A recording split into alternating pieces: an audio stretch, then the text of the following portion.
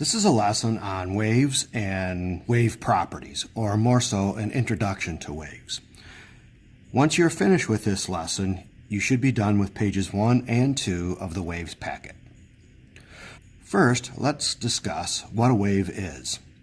A wave is energy that travels through space or through a medium without actually transporting matter, but it does transport energy by disrupting the space that it travels through. A good example is a water wave. A water wave, if you're sitting in a wave pool, all you do is bob up and down, but the wave appears to move maybe in a certain direction. But it's really just water moving up and down, so it's energy that moves from one place to another. A light wave is a kind of wave that disrupts space, but it disrupts space by having an electric field and a magnetic field travel through space. Here's an example of how a wave transfers energy without actually transferring the medium from one place to another. Take, for example, a baseball. If I were to throw a baseball, the baseball would have kinetic energy, and that baseball would be physically moving from one place to another, and its energy would be traveling along with the baseball. A wave doesn't do that. A wave just transfers energy through the medium without actually moving the medium from one place to another. For example, a wave on water or in the wave pool just bounces up and down, although it appears that the wave is traveling from one place to another. It's just water displacing back and forth. So waves transfer energy without actually transferring physical medium.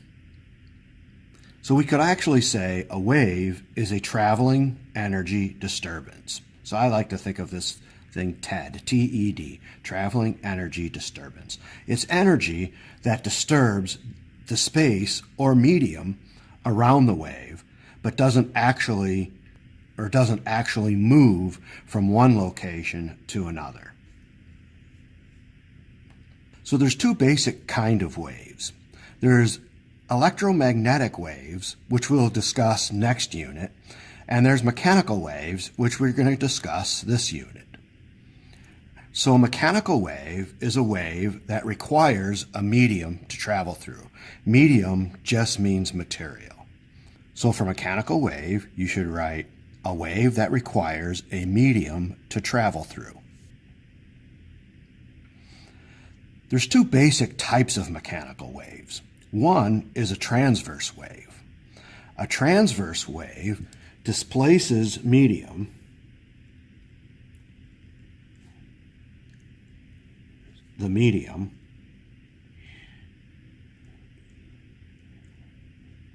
perpendicular to wave motion.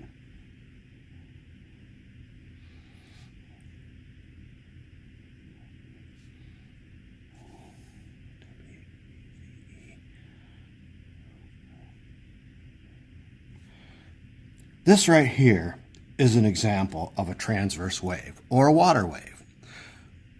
The material goes up and down while the wave appears to travel this way. A longitudinal wave is a wave that travels through the medium as pulses, kind of like this. So this displaces medium parallel to the wave motion.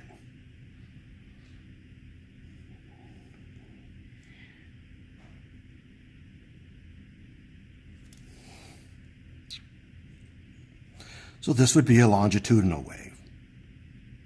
A good example of a longitudinal wave is a sound wave. A sound wave works by pushing little air pockets through the air, and those are created by vibrations, which eventually hit your eardrum and cause your eardrum to vibrate, and that's why you hear a certain sound.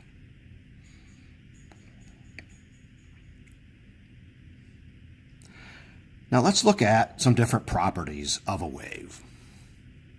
So the first property we want to look at of a wave is where the wave is in equilibrium. So we would call this equilibrium position. I can't quite fit it in there.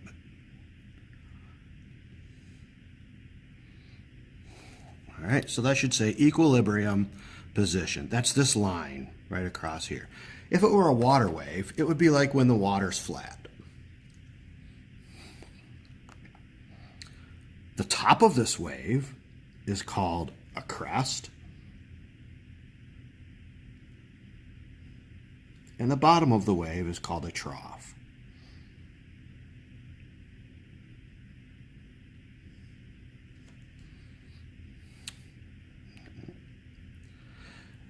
This distance from here to here, from one point back to an identical point, we call that the wavelength.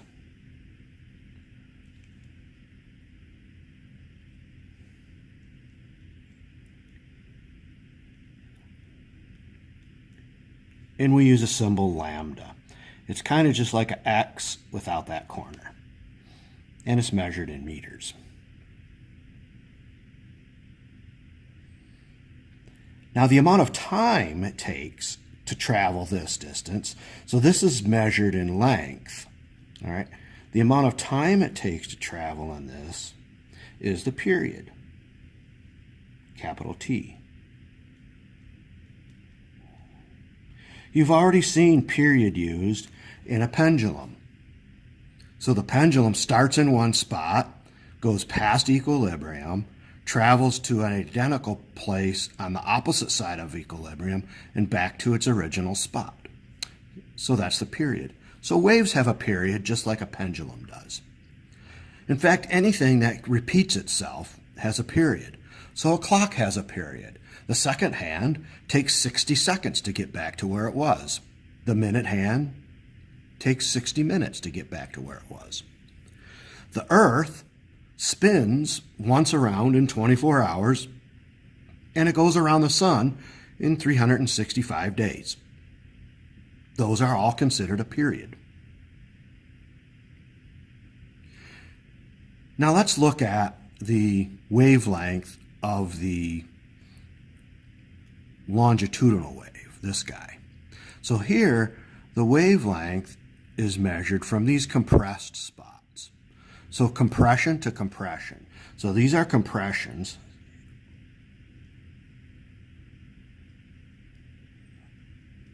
Right here, that's a compression. And then this area in between the compressions has a weird name, and it's called a rarefaction.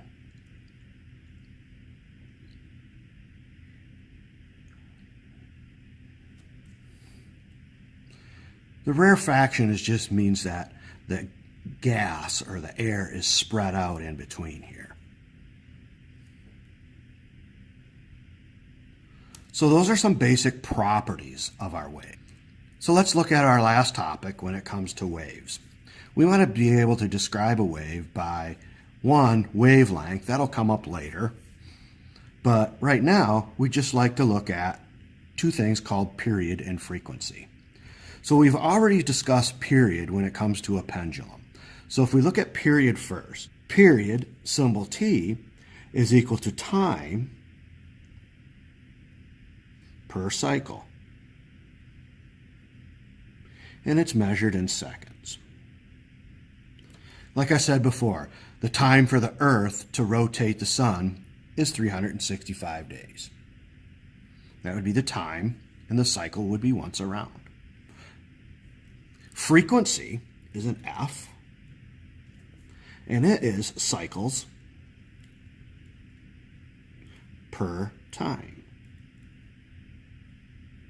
The units for that would be 1/seconds, which actually has a unit called hertz. And it's a capital H and a lowercase z, hertz.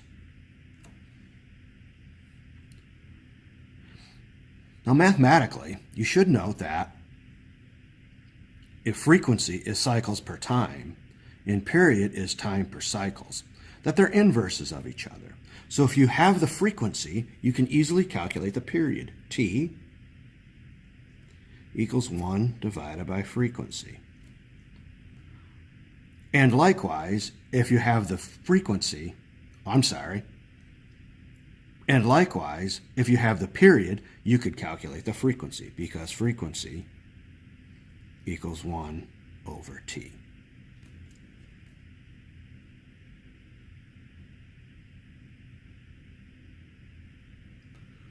So these are things you should be able to do very early on in our unit on waves.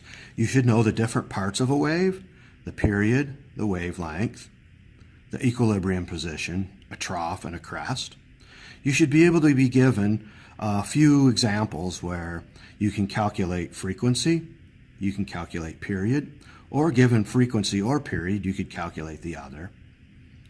You should know that waves displace medium, but they don't transport it from one place to another.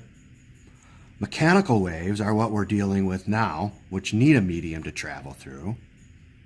Transverse waves displace the medium up and down.